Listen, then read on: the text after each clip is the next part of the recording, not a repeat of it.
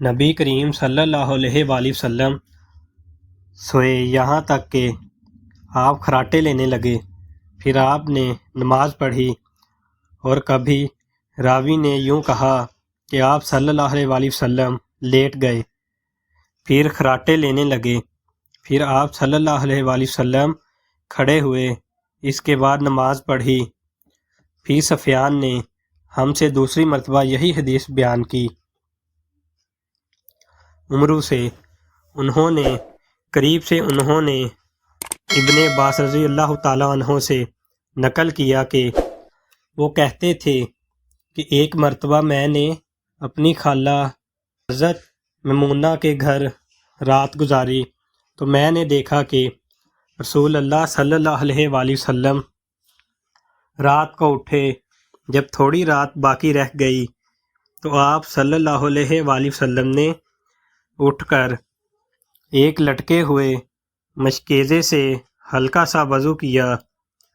عمرو اس کا ہلکا پن اور معمولی ہونا بیان کرتے تھے، اور آپ کھڑے ہو کر نماز پڑھنے لگے، تو میں نے بھی اسی طرح وضو کیا جس طرح آپ صلی اللہ علیہ وآلہ وسلم نے کیا تھا۔ پھر آ کر آپ کے بائیں طرف کھڑا ہو گیا، اور کبھی سفیان نے